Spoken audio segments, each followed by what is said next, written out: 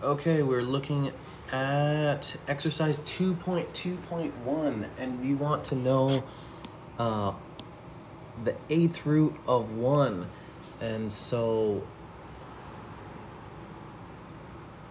this is a set of numbers, and that set of numbers should be in the form of a plus bi, where a and b are real numbers. So just doing the whole a plus bi thing, where a and b are real numbers, and this is an imaginary number. Okay, so the actual equation can be found on page 20, and I'm not going to write that out. You can go ahead and check it out. And so this is my instructions on how to do it. So first find the argument of this one right here. So the argument of this guy.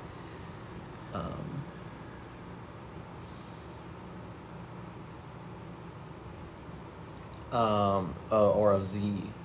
So yeah, the argument of this one. So then we can see that the argument is just 360, and we can keep going. So the next instructions are find the modulus. So the modulus is just this distance away from the center of the entire thing of this guy.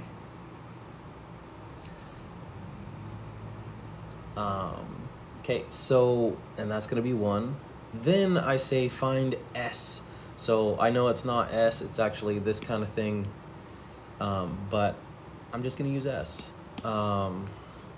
So then we find S, and I go actually a little bit too far on this. I think we should stop here because I think it makes things just a little bit easier.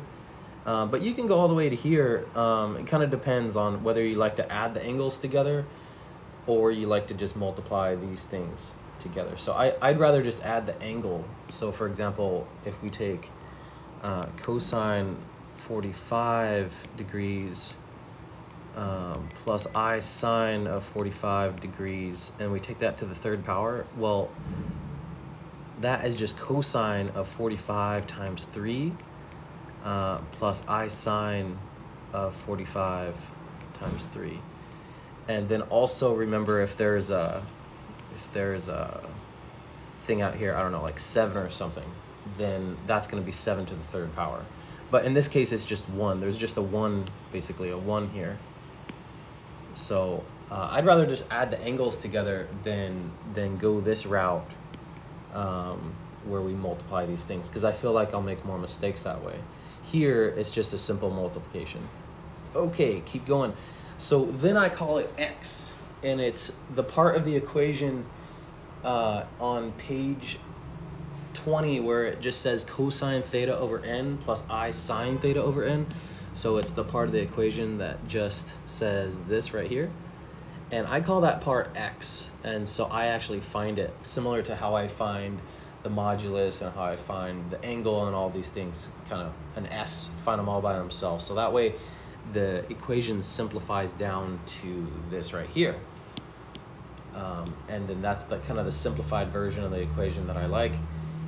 And then where do we go from here? We say, okay, well, let's go ahead and plug everything in. So I plug everything in, and I find out that it is root 2 over 2 plus I root 2 over 2. And so actually up here,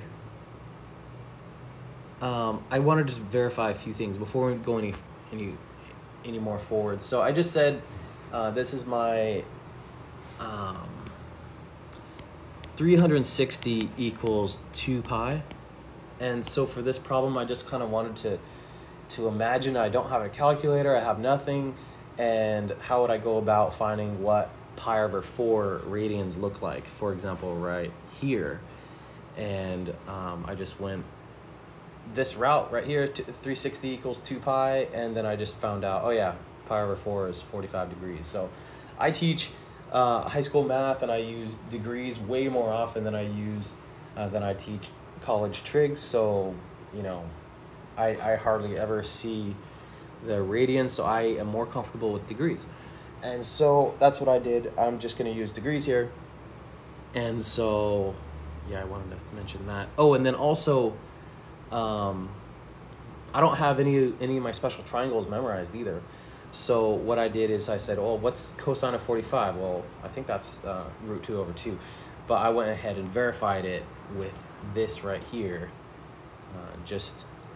I think that things should be explained so that you have nothing available and you can just kind of take it in a test environment with comfort. So here you go. I went and checked that. And we keep going. Okay, now we're here.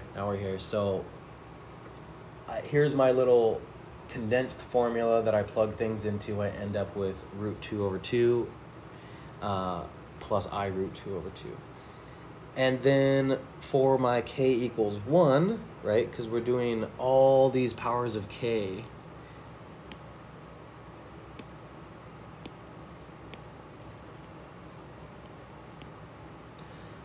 we're doing all these k values right here. So k is going to be 0 through n minus 1, and then it's right here. So when k equals 0, I get that. When k equals 1, I get that. And then I start seeing a pattern here. I'm like, okay, yeah, this is just going to go around in a circle, which I already know from from doing these problems before, but we just kind of know it's going to go around in a circle. Just kind of start here and go all the way around. And so I start just kind of knowing what these are, right? So this is going to be 0 plus 1 is the next 45-degree increment. As we go around the unit circle, we just keep going around. And remember that we have a magnitude, well, anyway. So here, and I just keep filling them out. We already know what these are going to be because it's going to go around in that circle. So I could list them all out, but I think they're already listed. So I think that's about it. All right.